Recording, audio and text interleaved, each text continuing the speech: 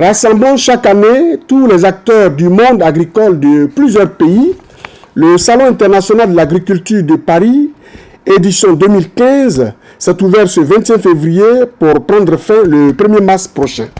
La Côte d'Ivoire, qui est désormais une habituée de ce grand rendez-vous du donner et du recevoir autour de l'important secteur de l'agriculture, a pris ses quartiers au pavillon 5.1.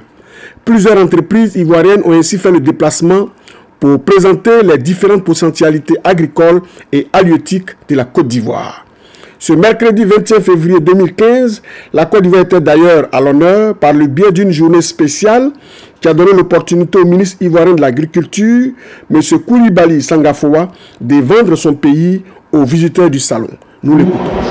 Les remerciements vont à l'endroit de tous les représentants des entreprises françaises ici, et aussi bien entendu aux journalistes et la presse internationale pour représenter le président dans cette salle. Et la deuxième chose, c'est que nous contrôlons aujourd'hui près de 40% de la production mondiale de cacao. Et quand vous allez acheter du cacao, c'est curieux qu'on ne fasse pas la part entre le chocolat qui est origine ivoire et le reste du chocolat.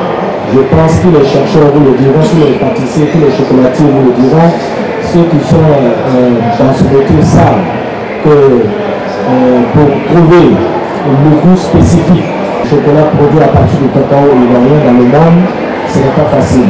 Pour ceux qui ne le savent pas, nous sommes le premier pays exportateur de mangue et troisième fournisseur du marché européen après le Brésil et le Pérou. Et bientôt nous allons passer premier pays producteur de mangue et exportateur de mangue sur l'Europe. Donc je pense que ce sont des choses qui méritent d'être soulignées. Nous avons un partenariat avec l'Europe qui conviendra de consolider. En ce qui concerne la macane, nous sommes à peu de 600 000 tonnes aujourd'hui. Derrière l'Inde qui est juste à 650 000 tonnes. Donc bientôt, notre pays aussi passera de son rang de premier exportateur de noix de cajou au rang de premier producteur mondial. Aujourd'hui, nous sommes deuxième producteur mondial de noix de cajou. Ceci étant, nous contrôlons 43% des échanges de noix de cajou dans le monde. Donc nous sommes le premier exportateur mondial avec 43% des échanges. Parce que la production mondiale de noix de cajou, c'est 2 500 000 tonnes. Et 1 200 000 tonnes font l'objet d'échanges. Et sur ces 1 200 000, nous avons 600 000 tonnes. Donc ça représente à peu près plus de 43% des échanges au plan international. En ce qui concerne les réformes sur le secteur, nous continuons les réformes dans le secteur. Les principales filières ont fait l'objet de réformes, notamment sur la gouvernance, il a parlé de la stabilisation des prix aux producteurs. Ce que nous visons maintenant, c'est une meilleure structuration des filières. Il y a certaines filières qui sont trop avancées, qui sont organisées depuis les coopératives de base jusqu'aux fédérations de coopératives. Ce n'est pas le cas pour toutes les filières. Nous souhaitons poursuivre le processus de structuration des filières parce que nous allons avoir une interprétation par filière. Le but, c'est vraiment de faire en sorte qu'on puisse renforcer la capacité des acteurs, notamment les organisations de professionnels agricoles, et permettre aux entreprises comme le vôtre d'avoir des interlocuteurs crédibles et permettre aussi à l'État d'avoir des interlocuteurs crédibles en face. Et bien sûr, l'État va se limiter à jouer son rôle régalien de facilitateur du développement et permettre aux acteurs de s'occuper vraiment de la production et du développement du secteur. Ça a été dit, j'en ai parlé le matin, la réforme aussi sur le foncier est très engagée. Maintenant, nous avons acquis des financements pour une mise en œuvre accélérée du processus de mise en œuvre de la loi sur le foncier. Je pense que ça va être un élément déterminant. L'objectif pour nous, c'est d'arriver à un cadastre rural et permettre un marché du foncier chez nous. Et pour que le capital le foncier puisse être valorisé au niveau des planteurs. Je l'ai dit ce matin avec le président de l'ARECTA, nous allons investir dans la recherche, dans l'innovation, et surtout pour aboutir pour mettre en place des variétés performantes, qui peuvent résister aux chocs, qu'on connaît aujourd'hui, mais aussi qui ont une grande capacité de productivité. Tout à l'heure, hier, j'étais au CIMA. Nous allons lancer un processus de mécanisation accélérée de notre agriculture. Donc le but pour nous, c'est de sélectionner la nouvelle offre technique au niveau des constructeurs que nous allons rencontrer aussi là et à Abidjan et faire en sorte d'avoir un partenariat tripartite, l'État, les constructeurs en question et puis une institution de financement de manière à subventionner l'acquisition du matériel pour les professionnels de l'agriculture. Donc ce sont autant de défis qui nous restent et ce que nous souhaitons maintenant c'est vraiment de propulser l'investissement privé. Comme il y avait le succès de notre pays, il faut nous dire que le succès de notre pays repose sur l'agriculture, c'est un fait. Mais nous voulons tirer l'expérience du passé, parce que l'État a supporté l'investissement dans le passé, dans le secteur. Et quand il y a eu la crise internationale que l'État ne pouvait plus suivre, le secteur a traversé 3 décennies de sous-investissement. Le but maintenant, c'est de relancer l'investissement, mais cette fois-ci, nous voulons que cet investissement repose sur le secteur privé. Et c'est comme ça que nous pourrons assurer la pérennité de l'investissement dans le secteur. Et le SARA, donc, pour nous, est un moyen supplémentaire d'inciter les acteurs privés, notamment, à échanger entre eux les innovations, à converser, bien sûr, au niveau sud-sud, mais aussi au niveau sud-nord. D'ailleurs, il y a des études de la Banque mondiale confortées par celle de la Banque africaine de développement qui confirment que les États du Sud ont très peu d'échanges entre eux. Et que si nous améliorons les échanges, nous allons avoir une croissance agricole à laquelle nous ne pensons pas. Je prends par exemple l'exemple de la scène banane plantain. Aujourd'hui, en Côte d'Ivoire, nous vendons de la banane plantain au Ghana et au Nigeria. Et cela a transformé la vie des producteurs de bananes plantain dans notre pays. Nous pourrons faire de même pour le manioc. Nous pourrons faire de même pour l'élevage de notre poulet et ainsi de suite. En tout cas, nous vous invitons à saisir les opportunités qu'il y a dans notre pays aujourd'hui en termes d'investissement. Et vous pouvez, dans le Sahara, venir juger par vous-même les progrès qui ont été réalisés en si peu de temps avec l'administration Ouattara. Je vous remercie. Accompagné de l'ambassadeur de Côte d'Ivoire en France, M. Charles Gomis, l'officiel ivoirien a fait le tour des stands des entreprises ivoiriennes qui ont fait le déplacement.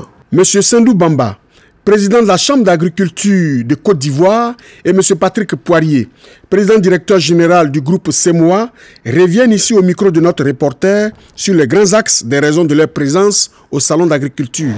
Monsieur Bamba Sendou, président de la Chambre d'agriculture de Côte d'Ivoire.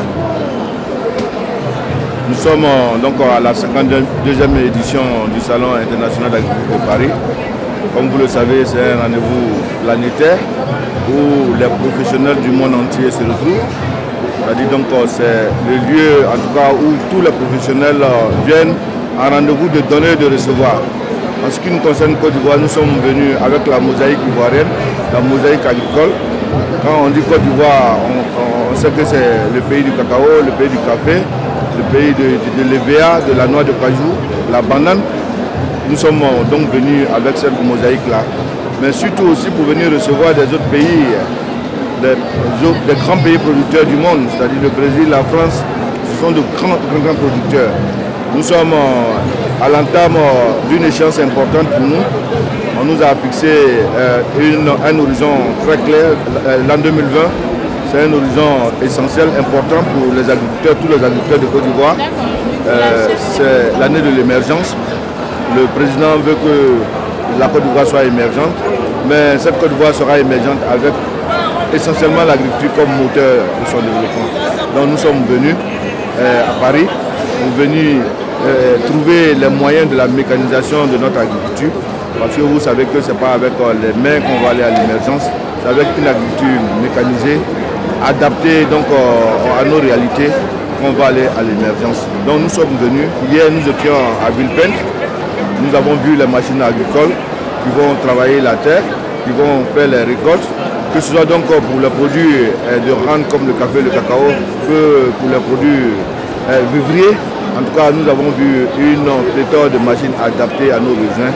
Et je pense que notre arrivée à Paris a été très bien parce que nous allons repartir avec une idée précise de ce que nous allons proposer à nos agriculteurs. Donc Patrick Poirier, je suis le PDG donc, du groupe CEMOI. Et donc CEMOI est implanté depuis 1996 à Abidjan. Et donc cette année va être une grande année pour CEMOI puisqu'on va aujourd'hui inaugurer notre usine de produits consommateurs qui va produire donc des chocolats, des produits de chocolat pour la sous-région, pour l'Afrique de l'Ouest et au départ pour la Côte d'Ivoire. Alors, CEMOI se bat pour que la Côte d'Ivoire ait un label chocolat. Oui. Et alors, comment est-ce que vous comptez vous y prendre pour véritablement inviter les autorités ivoiriennes à vraiment se greffer à ce projet que vous avez? Alors, ce qui se passe aujourd'hui, c'est qu'on, Monsieur le ministre a bien expliqué, la Côte d'Ivoire a une politique qui n'est pas une politique de quantité seulement, il y a aussi une politique de qualité par rapport au cacao. C'est vrai que la réforme de la filière a permis de sortir le cacao ivoirien de l'ornière dans lequel il était, au niveau du marché mondial, le cacao ivoirien était décoté par rapport au marché mondial, aujourd'hui il est surcoté. Nous avons des programmes de développement durable en Côte d'Ivoire avec des centres de fermentation où aujourd'hui on va travailler la partie aromatique du cacao dans laquelle la fermentation est une partie très très importante. Et nous pensons aujourd'hui, et nous utilisons nous en tant que CEMOI, ce cacao de façon séparée ou en mélange pour améliorer aussi certains blends, certains mélanges de cacao pour des chocolats. Et je pense qu'aujourd'hui le cacao à Ivoire a tout à fait sa place en termes de cacao valorisé, de cacao fin.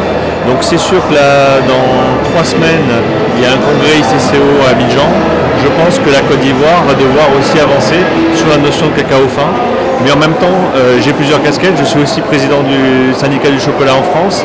Et j'ai mené une délégation de chocolatiers français lors de la visite du ministre Garot en Côte d'Ivoire.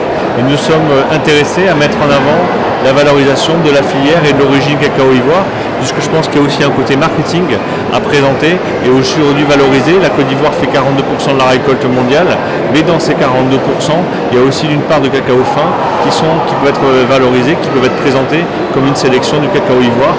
Et c'est vrai qu'il y a aujourd'hui des coopératives qui font un travail fabuleux dans la fermentation et dans la préparation du cacao. Est-ce que CEMOI était au salon du chocolat? Oui. Oui. Oui. Merci, monsieur le directeur. La journée spéciale dédiée à la Côte d'Ivoire a pris fin par une grande dégustation de mets typiquement ivoiriens qui ont connu un franc succès.